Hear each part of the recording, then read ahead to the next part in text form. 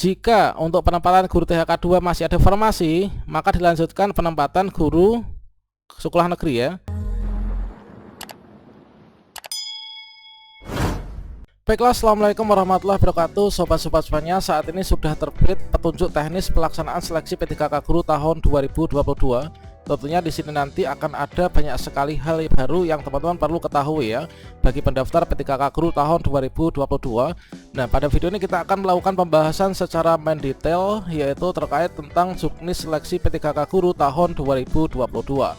Bagi teman-teman untuk pelamar prioritas dan juga pelamar umum ini wajib tahu ya, kira-kira bagaimanakah sih untuk yang juknis seleksi P3K Guru 2022 ini, kemudian untuk alurnya bagaimana, kemudian penentu kelulusannya bagaimana. Silahkan simak video ini sampai selesai. Namun sebelum kita lanjutkan, perlu saya ingatkan bagi teman-teman yang mungkin baru pertama kali menemukan channel ini, silahkan klik tombol subscribe-nya dan aktifkan notifikasi loncengnya, sehingga nanti jika ada update video terbaru teman-teman tidak akan ketinggalan informasi. Baiklah sobat semuanya, secara resmi pada hari ini tanggal 22 September 2022 telah diterbitkan yaitu Keputusan Menteri Pendidikan Kebudayaan Riset dan juga Teknologi nomor 349P 2022, yaitu tentang petunjuk teknis pelaksanaan seleksi P3K Guru tahun 2022 pada instansi daerah, teman-teman. Nah, di sini kalau misalkan kita simak pada bagian menimbangnya ya. Nah, di sini kita langsung cari untuk bagian-bagian pentingnya terkait tentang pertanyaan yang sering muncul, teman. Ya, untuk menimbangnya, kemudian untuk mengingatnya, dan selanjutnya di sini menetapkan bahwa keputusan menteri ini di sini nanti terkait tentang petunjuk teknis ini nanti akan diterapkan ya pada seleksi P3K Guru tahun 2022. Nah, selanjutnya di sini kita langsung pada bagian lampiran salinannya ya. Nah, pada lampiran salinan petunjuk teknis seleksi P3K Guru 2022 terkait tentang latar belakang ini tentunya berdasarkan dari Permenpan RB nomor 20 tahun 2022 ya. Nah, selanjutnya di sini kita lanjutkan terkait tentang pengertian siapa sih ASN, siapa sih P3K, kemudian jabatan untuk apa, jabatan fungsional apa. Tentunya di sini kita tidak perlu lagi untuk melakukan pembahasan ya. Nah, ada instansi daerah, pejabat pembina kepegawaian dan lain sebagainya. Nah, selanjutnya kini kita langsung saja untuk mencari ya terkait tentang hal yang lebih teknis terkait tentang penyelenggaraan seleksi P3K Guru tahun 2022. Di sini kita mulai dari kategori pelamar, siapa saja yang berhak untuk ikut seleksi P3K Guru 2022. Tentunya di sini sudah sering kita bahas pada Permenpan RB nomor 20 tahun 2022. Yang mana di sini adalah intinya adalah sama, teman-teman. Nah, di sini kalau misalkan kita cek ya, ini untuk kategori pelamar, ini adalah untuk pelamar prioritas ya. Ini kategori pelamar yang bisa mendaftar P3K Guru 2022 ini dibagi ke dalam dua kategori, yaitu pelamar prioritas dan juga pelamar umum.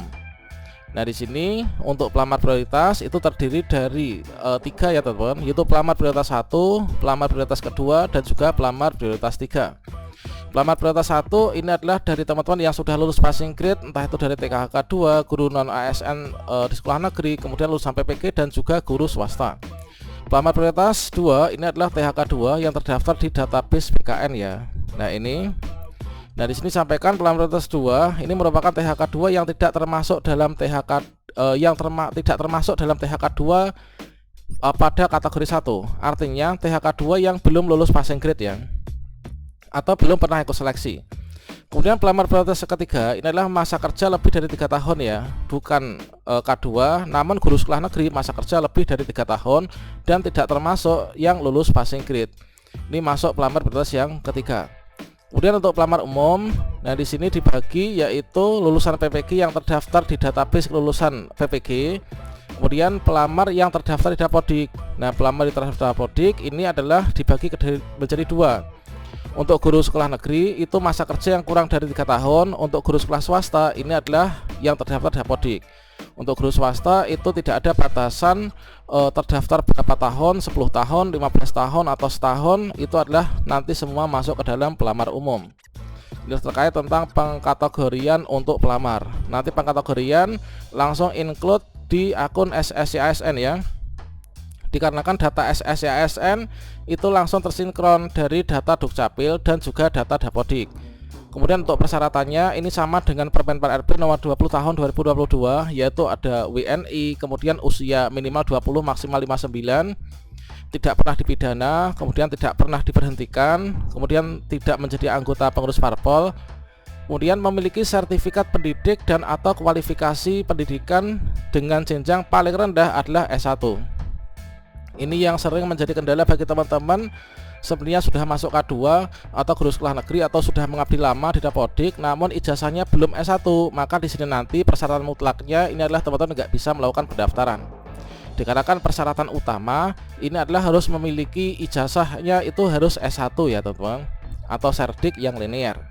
Kemudian sehat jasmani dan rohani, kemudian surat keterangan berkelakuan baik ini nanti kita lengkapi ketika kita lolos ya untuk mengisi DRH. Berikutnya kita bersedia ditempatkan di seluruh wilayah Indonesia.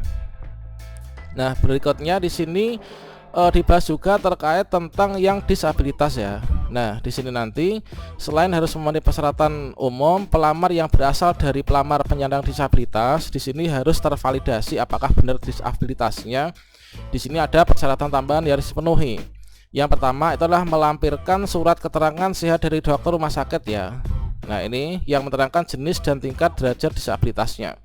Yang kedua, menyampaikan video singkat yang menunjukkan kegiatan sehari-hari pelamar dalam menjalankan tugas sebagai pendidik dan menunjukkan letak disabilitasnya. Nah, selanjutnya kita lanjutkan yaitu terkait tentang tahapan persiapan seleksi.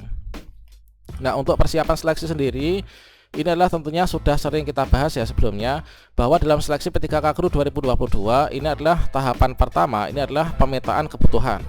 Pemetaan kebutuhan tentunya di sini sudah dilakukan ya.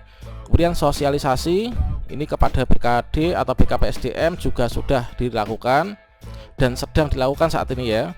Kemudian penetapan kebutuhan ini sudah dilakukan, beberapa daerah sudah dirilis ya untuk kebutuhannya.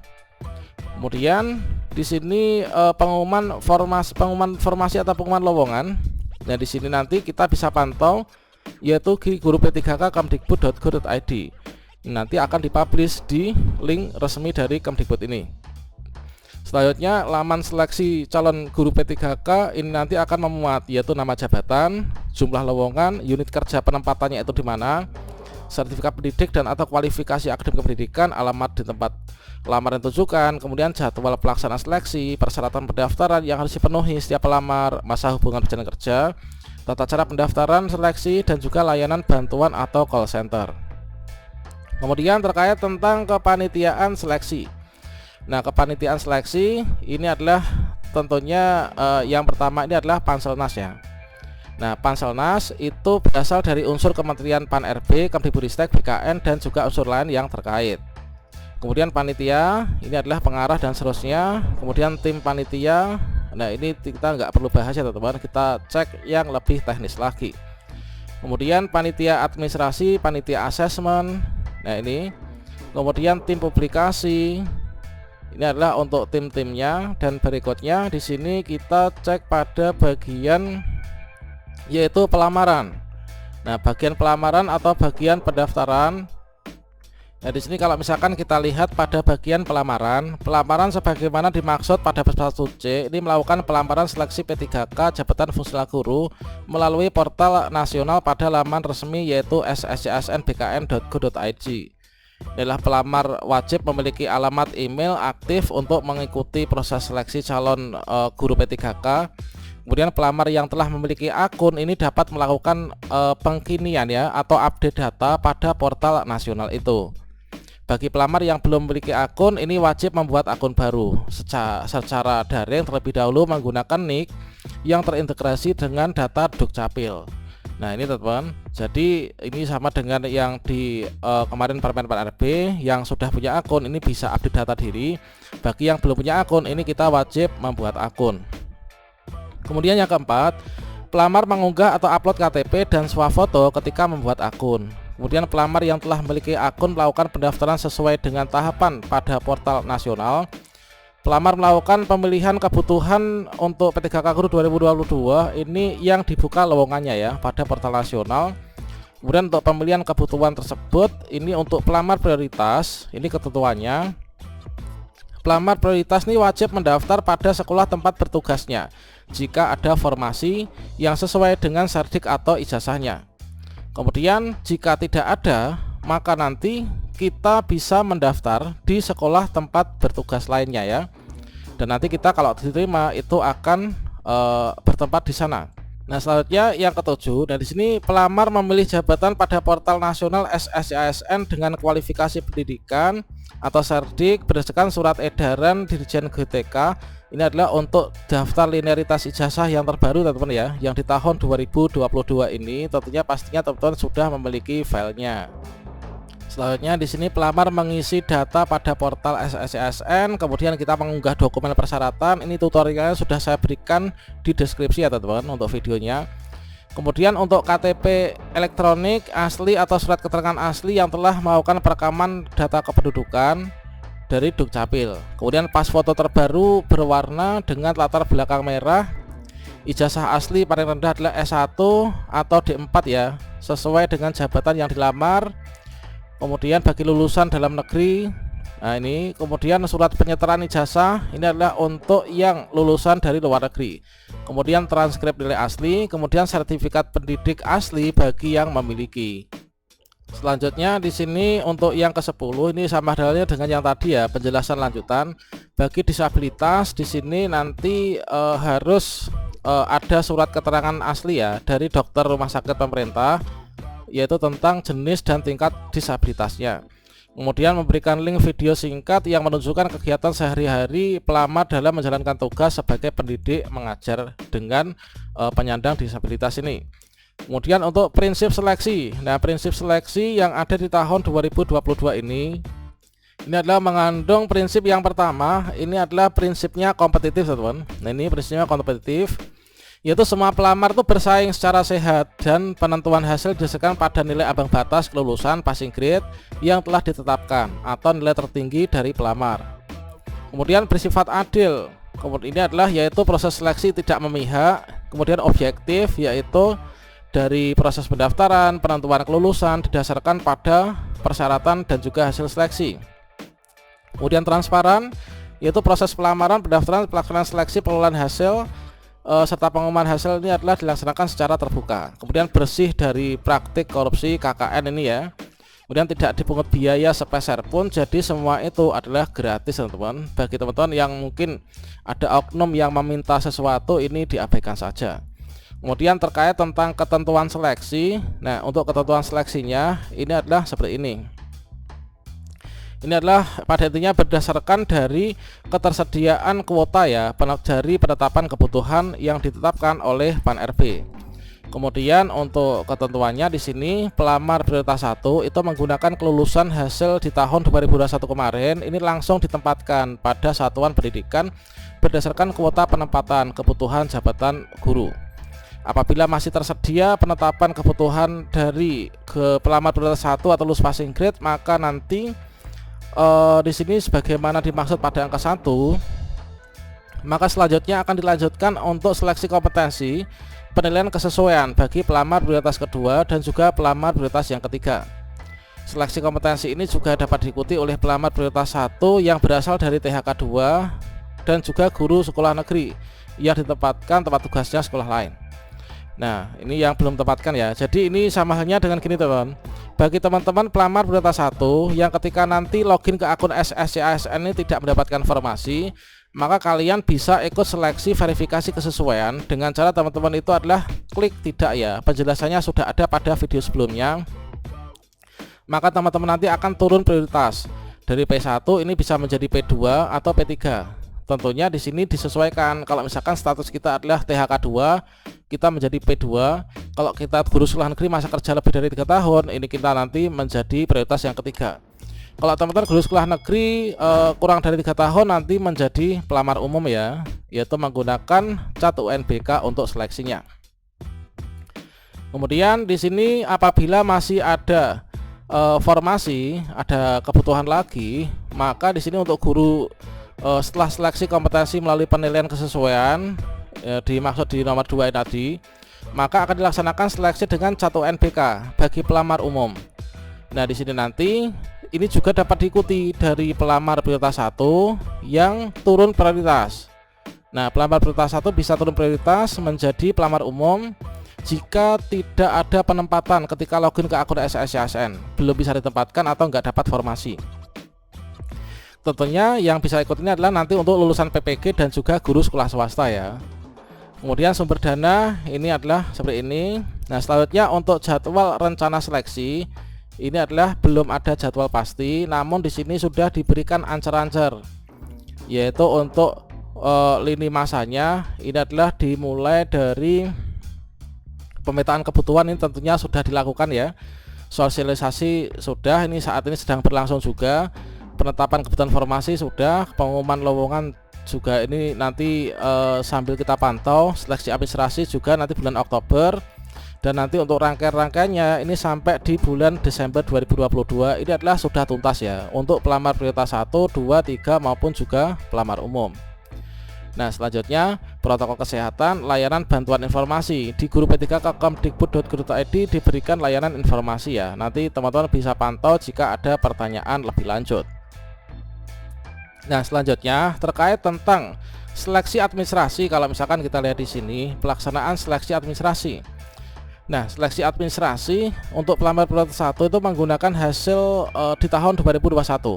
Untuk seleksi administrasi bagi pelamar prioritas yang kedua dan juga pelamar prioritas ketiga dan juga pelamar umum dilakukan tahun 2022 oleh panitia seleksi daerah. Jadi untuk pelamar prioritas 1 ini adalah bebas ya, tinggal menunggu penempatan. Jadi untuk pelamar prioritas 2, 3 dan umum nanti mengikuti seleksi administrasi lagi. Kalau misalkan kita pantau pada video sebelumnya terkait tentang alur dari BKN adalah memang seperti itu. Kemudian panitia dari daerah ini melakukan seleksi administrasi yang meliputi verifikasi dan validasi kelengkapan berkas dan kesesuaian dokumen pelamar ya di laman resmi BKN. Nah, di sini verifikasi validasi ini dilakukan dengan cara yaitu pencocokan kesesuaian data diri dengan NIK ya, mencocokkan kesesuaian ijazah atau serdik dengan kebutuhan atau formasi yang dilamar, melakukan pengecekan nomor ijazah, bidang studi, program studi, profesi bagi pelamar yang memiliki serdik, melakukan pengecekan keabsahan ijazah pelamar. Jadi kita harus melakukan segala sesuatunya yang terbaik ya untuk seleksi P3K ini. Kemudian verifikasi validasi ini persyaratan ini nanti angka 1 sampai angka 4 nanti dilakukan sinkronisasi ya secara otomatis melalui sistem dan juga secara manual. Nah, selanjutnya di sini untuk disabilitas juga ada verifikasi. Kemudian untuk pengumuman hasil seleksi administrasi, teman-teman bisa melihat lini masa sebelumnya. Ini adalah nanti untuk pelamar prioritas 2, 3 dan umum dilakukan oleh panitia daerah melalui laman resmi, yaitu di BKP masing-masing ya, atau di laman resmi Kemdikbud yaitu guru P3K kemdikbud.go.id. Nanti akan ada masa sanggah jika kita tidak lolos seleksi administrasi ya. Ini sama halnya dengan di tahun 2021 kemarin akan ada yaitu masa sanggah, kemudian sanggahan ini kita masukkan melalui SSCSN jika teman-teman nggak lolos ya. Kemudian kita memberikan alasan sanggah, manakala alasan sanggah kita diterima maka kita akan lolos sanggah, kita bisa ikut seleksi kompetensi. Nah, berikutnya ini adalah pelaksanaan seleksi kompetensi bagi pelamar prioritas. Nah, di sini untuk prioritas 1 itu menggunakan nilai di tahun 2021 kemarin. Ini adalah langsung ditempatkan pada satuan pendidikan dengan kebutuhan, sesuai kebutuhan. Nah, pelaksanaan penempatan prioritas 1 ini dilakukan oleh Panselnas ya. Nah, di sini untuk pelamar prioritas 1, data individu nilai ambang batas itu berdasarkan database kelulusan BKN. Kemudian data pokok pendidikan tahun 2021 ini sebagai identifikasi keberadaan individu dari huruf A ini. Untuk ketentuan penempatannya diurutkan ya, ini bukan di ranking tapi diurutkan, yaitu diurutkan dari per kategori. Yaitu yang pertama, kategori THK dulu dihabiskan. Setelah itu penempatan guru non ASN ini diselesaikan. Kalau sudah selesai dilanjutkan lulusan PPG, dilanjutkan guru sekolah swasta. Jika pada saat ini kita nggak dapat penempatan, ini nanti kita bisa turun prioritas atau kita menunggu di keranjang atau di klot ya, untuk menunggu guru yang pensiun nantinya. Nah, tentunya di sini akan ada opsi yang sangat berat untuk kita pilih, apakah kita nanti klik tidak apa yang lanjut. Kalau misalkan kita itu nggak dapat penempatan, semoga semua dapat penempatan. Nah, dari urutan kategori ini nanti jika ada persamaan ya, persamaan prioritas misalkan persamaan kategori, maka nanti akan diurutkan berdasarkan dari nilai kompetensi teknis yang lebih tinggi, nilai manajerial dan sosiokultural lebih tinggi, nilai wawancara, dan yang terakhir nilai diurutkan dari usia. Itu adalah manakala ada kesamaan ya teman-teman. Nah selanjutnya untuk berikutnya penempatan pelamar prioritas 1 ini menggunakan hasil kelulusan 2021 kemarin dilakukan dalam 2 kali seleksi, yaitu seleksi kompetensi 1 dan juga seleksi kompetensi 2. Jika kita itu dulu mengikuti seleksi kompetensi 1 dan juga 2, maka penempatan itu menggunakan nilai akhir yang paling tinggi ya dari kedua seleksi itu, ini pada jabatan yang sama. Kalau misalkan kita milih jabatan yang berbeda, kita itu yang seleksi pertama ikut SD, kedua itu ikut jadi guru SMP, maka nanti akan digunakan data yaitu seleksi kompetensi 2-nya. Kemudian pelamar prioritas 1 ini ditempatkan di tempat tugas masing-masing apabila yaitu tersedia penetapan kebutuhan dan juga sesuai dengan ijazah atau serdik yang kita miliki. Nah, selanjutnya di sini ada ketentuan juga, yaitu jika dalam hal jumlah pelamar prioritas 1 ini lebih besar dibandingkan dengan jumlah penetapan yang ada di tempat tugas kita. Misalkan di sekolah saya itu ada 2 guru lulus passing grade, sedangkan formasinya ini hanya 1. Nah seperti ini, otomatis kan nanti yang diambil hanya 1. Nah di sini nanti akan diurutkan penempatannya ini diambil dari pelamar dengan nilai yang lebih tinggi dulu. Nah ini teman-teman, diambil dari tinggi tunggu. Kemudian yang 1 ini ditaruh mana, nanti akan dicarikan tempat lainnya. Nah apabila tidak terdapat penempatan kebutuhan di tempat tugasnya, maka pelamar prioritas 1 ini akan ditempatkan pada sekolah lain yang tersedia. Jadi nanti yang 1 ditempatkan di sekolah induk karena nilainya lebih tinggi, yang satunya ini di sekolah lain yang ada kebutuhannya. Kemudian pertimbangan penempatan di sekolah lain tersebut itu nanti dilaksanakan dengan ketentuan, yaitu bagi THK 2 dan guru sekolah negeri dengan nilai tertinggi akan ditempatkan di sekolah yang memiliki kebutuhan guru terendah. Kemudian untuk lulusan PPG dan guru swasta ini kebutuhan yang lebih banyak ya. Kemudian pelamar prioritas 1 yang berasal dari THK 2 dan guru sekolah negeri belum dapat ditempatkan sebagaimana dalam huruf D dan F di atas tadi. Ini adalah nanti bisa mengikuti seleksi kompetensi melalui penilaian kesesuaian atau seleksi CAT UNBK sesuai dengan kebutuhan formasi. Nah penjelasan terkait tentang penurunan prioritas ini sudah saya bahas pada video sebelumnya ya, sudah mendetail sekali. Meskipun awalnya banyak sekali teman-teman yang berkomentar dikira saya tuh mengada-ada, itu adalah tidak mengada-ada. Memang itu sesuai dengan juknis ini ya. Nah selanjutnya pelamar prioritas 1 yang berasal dari lulusan PPG dan juga lulusan PPG dan guru swasta ya, ini ditempatkan mengikuti seleksi CAT UNBK sesuai dengan kebutuhannya jika kita nanti nggak dapat formasi ya. Kemudian pelamar prioritas 1 dari guru swasta belum dapat ditempatkan, ini nanti dapat ikut seleksi CAT UNBK juga. Nah ini, jadi kan kemarin ada judulnya itu 2 kategori guru lulus PG yang nanti akan ikut seleksi CAT UNBK lagi. Itu adalah seperti itu. Nah selanjutnya di sini terkait tentang tahapan penempatan. Ini adalah untuk tahapan penempatan ya. Bagi pelamar prioritas 1 sebagaimana dimaksud di angka 3 ini digambarkan pada ini. Ini adalah mulai kemudian ada kuota kebutuhan. Selanjutnya di sini dilakukan di sini adalah untuk guru passing grade ya. Ini adalah tidak ada seleksi ya. Kemudian di sini dilakukan penempatan yang pertama dari guru THK 2. Jika untuk penempatan guru THK 2 masih ada formasi, maka dilanjutkan penempatan guru sekolah negeri ya. Nah, kalau masih ada formasi dilanjutkan penempatan lulusan PPG.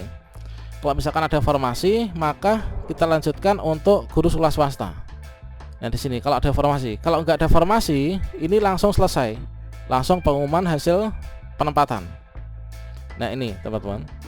Ini adalah jika nanti sampai penempatan guru sekolah swasta kok masih ada formasi lagi, maka dibuka untuk seleksi yaitu CAT UNBK. Ini adalah seleksi penyesuaian ya untuk pelamar prioritas yang kedua.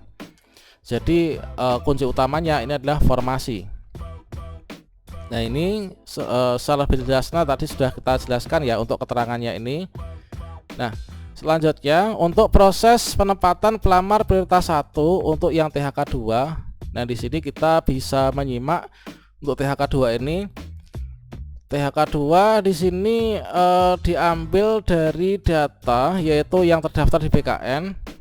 Jadi penempatan untuk dari THK 2 ini dimulai dari yaitu apakah ada kebutuhan. Jika ada kebutuhan di sekolahnya maka ditempatkan di sekolah induknya. Kemudian jika masih ada kebutuhan maka nanti akan dilanjutkan untuk penempatan berikutnya. Kalau ada K2 nya lanjutkan K2, kalau nggak ada dilanjutkan ke kategori berikutnya. Kalau nggak ada kebutuhan di sekolahnya maka nanti akan diberikan ke sekolah lain yang ada kebutuhannya. Dan seleksinya ini nilainya digunakan ini adalah yang seleksi 2021 kemarin ya. Nah di sini apabila kita belum mendapatkan penempatan, nanti kita bisa turun prioritas teman-teman. Begitu juga dengan alur guru sekolah negeri ya. Ini adalah berdasarkan dari formasi yang ada di sekolahnya. Kalau ada ditempatkan di sekolah itu, kalau enggak ada ini ditempatkan di sekolah lain. Nah selanjutnya di sini terkait tentang untuk yang proses penempatan lulusan PPG itu juga merupakan hal yang sama ya teman-teman. Nah ini untuk penempatan lulusan PPG diurutkan dari nilai tertinggi hasil seleksi tahun 2021. Tentunya di sini adalah per kategori ya, yaitu bersaing dengan lulusan PPG untuk perenggingannya sebagai dasar penempatan. Termasuk juga untuk guru sekolah swasta. Ini adalah karena nggak punya sekolah induk, nanti akan langsung dicarikan tempat lain ya, yaitu yang ada kebutuhannya. Dan tentunya di sini nanti tidak menggeser antara guru induk yang sudah ada dan sudah mengajar pada tempat tersebut. Kemudian pelaksanaan seleksi kompetensi bagi prioritas kedua dan juga ketiga ini menggunakan background check ya, menggunakan background check. Ya mana seleksi kompetensi ini juga diikuti oleh pelamar prioritas 1 yang berasal dari THK 2 dan juga guru sekolah negeri yang belum mendapat penempatan dan klik tidak ya, artinya turun prioritas seperti itu.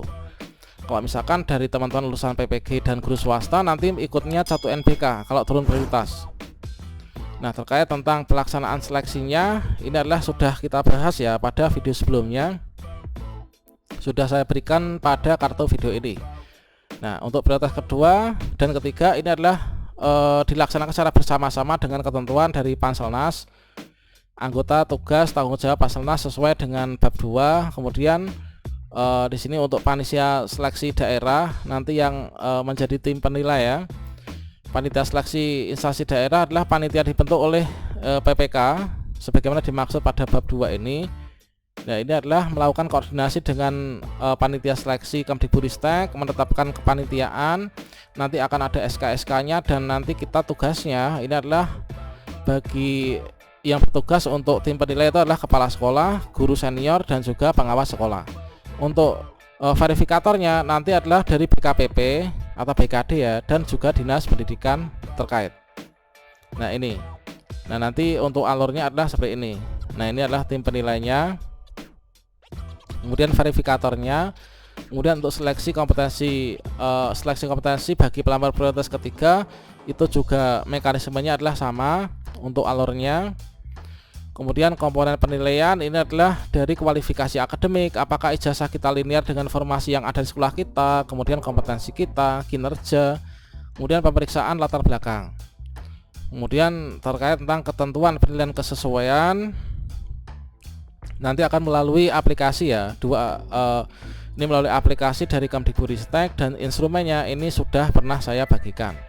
Ini adalah kompetensi bobotnya, penilaian kesesuaian kompetensi dan kinerja bobotnya 40% terkait tentang pengembangan diri, keaktifan dan lain sebagainya. Kemudian ada ini 60% orientasi pelayanan, komitmen, inisiatif kerja dan juga kerjasama. Berikutnya bobot penilaian dari pengawas sekolah pembina. Nah ini ada penilaian-penilaiannya ya, bobotnya. Nah ini teman-teman. Berikutnya pengumuman hasil seleksi prioritas 1, 2 dan 3 ini nanti merupakan tanggung jawab dari panitia. Ini sama halnya dengan peraturan-peraturan biasanya ya. Nah selanjutnya hasil akan diumumkan melalui SSCASN akun kita masing-masing dan juga link guru P3K kemdikbud.go.id. Namun nanti akan ada masa sanggah bagi yang nggak lulus seleksi bisa melakukan sanggah. Untuk pelamar umum nanti seleksinya menggunakan 1 NBK ya. Tentunya nanti akan ada nilai ambang batas. Bagi teman-teman yang punya serdik nanti bisa mendapatkan afirmasi teknis yaitu 100%. Untuk metode ujian seleksinya ini sama dengan di tahun kemarin. Selengkapnya silahkan teman-teman cek pada kartu video ini. Untuk bobot soalnya ternyata juga masih sama ya. Tempat ujiannya nanti akan ditentukan. Nah demikian teman-teman, semoga bermanfaat ya.